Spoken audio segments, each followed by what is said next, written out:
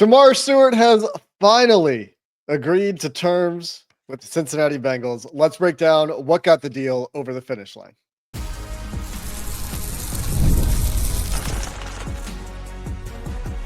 You are Locked On Bengals, your daily Cincinnati Bengals podcast. Part of the Locked On Podcast Network, your team every day.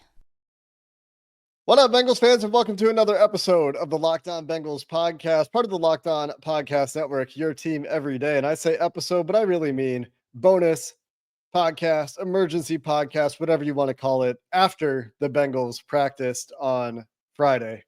After James and I, James, Rapien, Jake Liscow, your host of Locked On Bengals, recorded our post-practice show on Friday, Shemar Stewart reportedly agrees to terms. Welcome back to the Everydayers. Welcome back to all of you who don't miss an episode of Locked On Bengals. You can hit that subscribe button to make sure you don't miss an episode. James and I have been doing this for a long time now. So if you're looking for a consistent place to find news, analysis, everything going on with your Cincinnati Bengals, you're in the right place.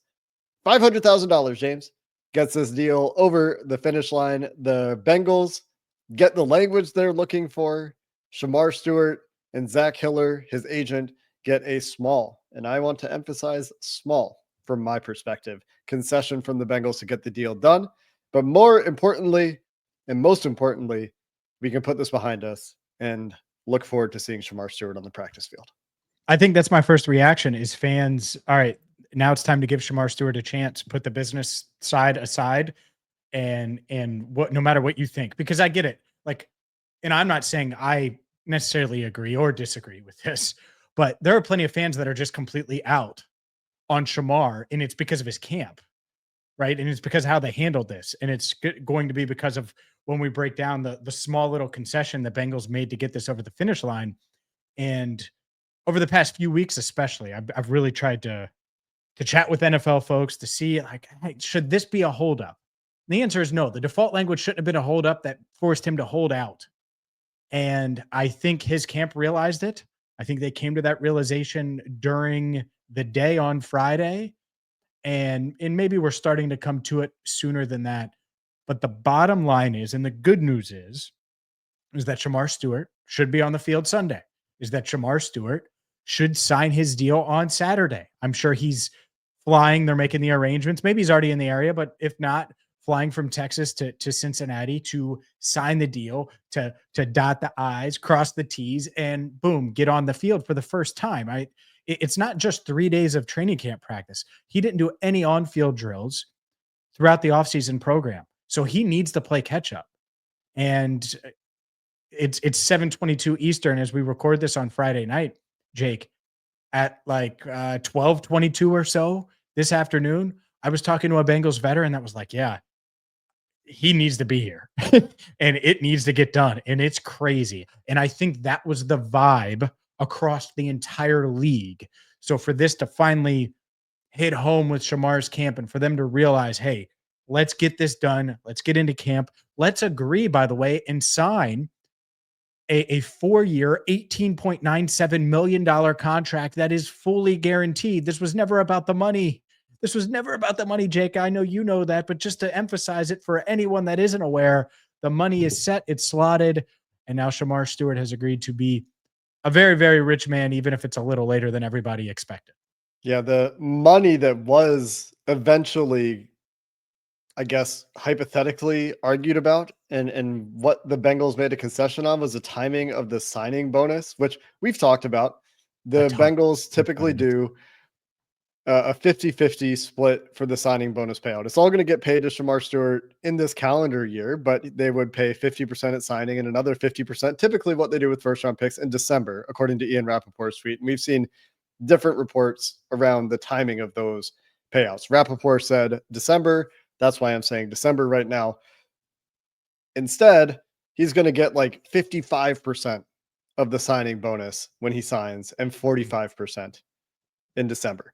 Now, I would understand asking for a concession that's maybe like, we'll sign this, give us 80 up front and 20% later. We're still talking about 6 months here. So for both sides, this is relatively immaterial, the timing of the signing bonus payout between now and December. This is, I don't even know what to compare it to it's so insignificant to me from the outside looking in. But when you say it's only over $500,000 out of a 10.2 something million dollar signing bonus, it's just hard for me to fathom this being the reason that Shemar Stewart missed all the time that he's missed, time on task that he's missed. I think it's going to go down as one of the sillier holdouts. When we look back on this, it already feels that way. It's already felt that way. I don't think that anything is going to change the way that I view that. I Well, think that this feels a lot like saving face, the $500,000 concession for the Shemar Stewart camp on this. And I'm gonna say not the player here. I think the player wanted to be there, wanted to get into to camp and start practicing, and to get that over the finish line is $500,000. I can't recall any other examples in history where the argument's been over such a small amount of money, if that's indeed what it was. I don't know that the Bengals had been asked for additional signing bonus money up front. We don't know if those conversations happened before they finally agreed to terms. If they did and the Bengals balked at $500,000 a month ago or whenever a month and a half ago, they should have absolutely done that then. And that would be 100% on the Bengals side if they didn't do that and that's all the ask was. But we don't know what the ask was. We don't know how it went down. The way it looks to me, outside looking in, it looks like Shamar's camp just said, okay, we're going to do this. We want to get the player to practice. Give us a little bit of something to say that we got a compromise, because that's how they're presenting it is they got a compromise here from the Bengals to get Shemar Stewart and get that deal done. yeah, we do know what the ask was. Take out the default language. It's why Shemar Stewart left camp early. It's why he said you're more worried about winning arguments than games. All of those things. By the way, he said that. Why? Well, I'm sure. Can you imagine what was said in his camp if that's what he was saying to us? And I agree with you. I think Shemar thought he was doing the right thing, and the right thing might have been to just like if they had been quiet during this process, then it would have been like, oh well, maybe you just get the Bengals to blink. But the moment it went public, the moment everyone found out about the default language, the moment all this, the Bengals were never blinking. Never. I talked to someone on Monday when Mike Brown made his comments, and I could say this now. I didn't want to stir it up more than I needed to. He's like, oh, they're not taking out that language. That will not happen. Like set in like it doesn't matter. That will not happen. And the person was like, you think Mike Brown's going to blink now? And I was like, I never said, it was one of those, and they weren't. No. And so I think that Shamar's side of it was like, yeah, you're right. Let's salvage it somehow. But to your point, with how loud everything was and how dug in one side felt, a $500,000 paid now versus a few months from now, and it's always going to get paid, is ridiculous. It's such a small, tiny, minuscule thing. And it was because the Bengals had they were not blinking. They were going to just say, okay, fine. Okay, fine. And it was building more and more steam behind the scenes of how ridiculous that camp looked for holding out and telling their player, because he just thinks he's doing the right thing, right? I get, which fine, but it wasn't the right thing and it was hurting him. And I think that's what I want to come back to here is this is the best thing for Shemar. He gets in there, he can work with his teammates, he can go up against Amarius and Orlando every day. And Jake, the other thing, I was looking at the preseason schedule, 13 days from now is the first preseason game. So he's going to get a full week of practice this week and then hopefully another half week or so. So he should get and be able to be ready for some preseason snaps, which is huge. For everything that was lost, we should see Shemar Stewart in preseason game number 1, which is great.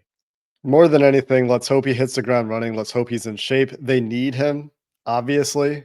And if he is able to play up to his athletic traits and just be disruptive and force his way into that rotation really quickly, right? And be something they don't have from an approach perspective, from a rarity of athleticism perspective. All the reasons the Bengals drafted him, no matter what you thought about him as a prospect, the reasons the Bengals drafted him is because they saw these traits in Shemar Stewart. They saw the potential in Shemar Stewart. So him being able to get into practice and start working with the defense, working within the structure of the defense, working with those coaches, yeah, it's overdue, and that sucks. It's ridiculous that it went as long as it did. I don't think anyone's arguing about that.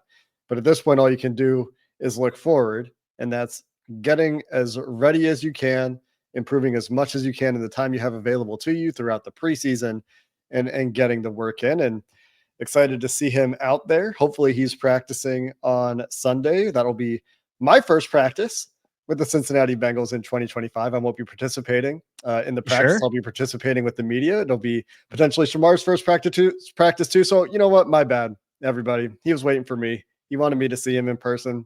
It's my fault. That's what it turns out to be. That's all it is. That's all it is. Real quick, one more thing before we get out of here. Dan Hoare tweeting this, and I thought it was really cool. So Jerry Montgomery, obviously a big Shemar Stewart fan, and you mentioned it, all the reasons the Bengals drafted him. This quote of Jerry Montgomery saying that Shemar was one of the best players in this year's draft, quote, "I'm saying top 5," Montgomery said. "He was the most explosive player in the draft." So regardless of what you think, that's how excited at least some people in the Bengals organization are. And I think a lot of the Bengals organization is to have Shemar Stewart on the team, on the roster. So this is a really, really good day, Jake Liscow, for Shemar and certainly the Cincinnati Bengals.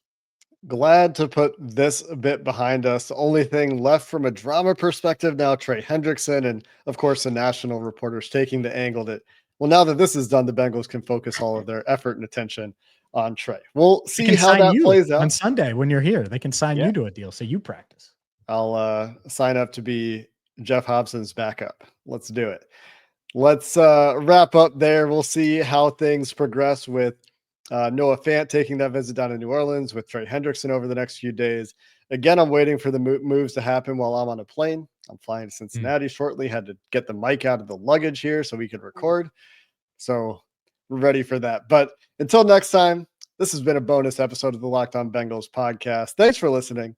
Hooday, and have a good one. Jake wants that fully guaranteed money.